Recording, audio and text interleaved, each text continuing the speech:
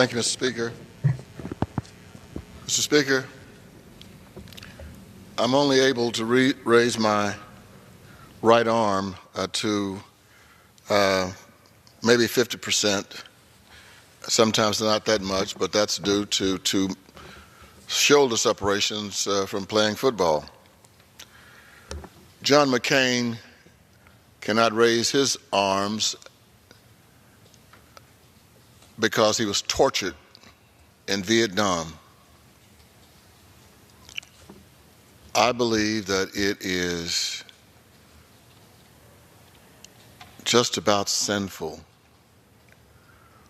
for Mr. McCain in his days of serious illness to have anyone in this country, particularly anyone in a position of significance, to say things about him that cannot in any way bless him or encourage him, but in fact denounce him through baseless attacks.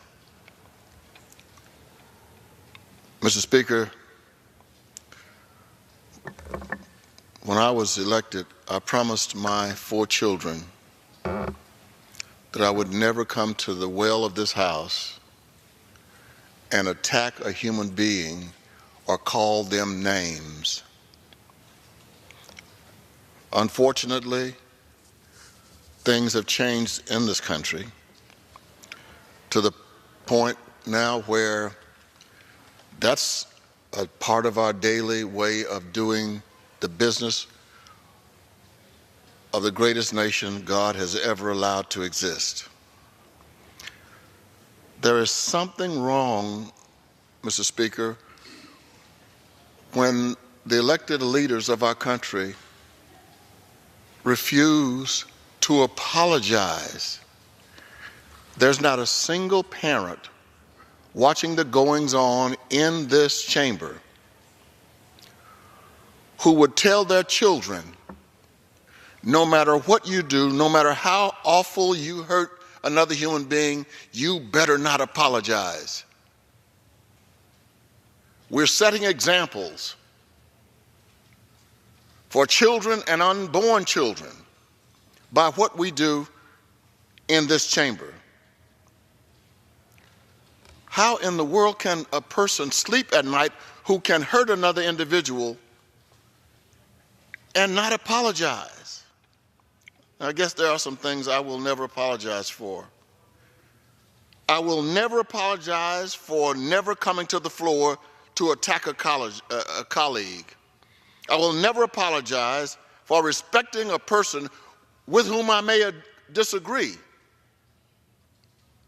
I will never apologize for displaying respect for a member of the other party, though their policies are separate and distinct from mine. I will never apologize for trying to get my point across without stabbing someone with it.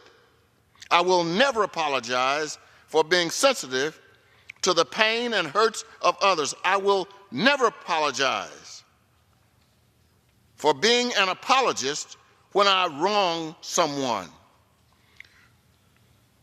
Silence is consent. And when I see this going on around this chamber, and I see it going on in other places in our government, I know that there are millions of people who believe that that's okay. That if it's done by someone in my party, it's okay. I have said to my family, I've said to our church, I've said to my colleagues here, if the leaders of the Democratic Party, Nancy Pelosi, Steny Hoyer, stand up and attack someone, particularly someone who is ill, I would come to the floor and condemn them. Right and wrong is not based on party.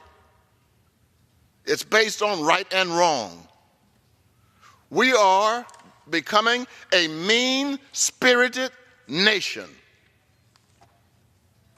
And no one watching this would tell their children, I want you to watch what's going on in Washington and use what you see as an example on how to live. Mr. Speaker,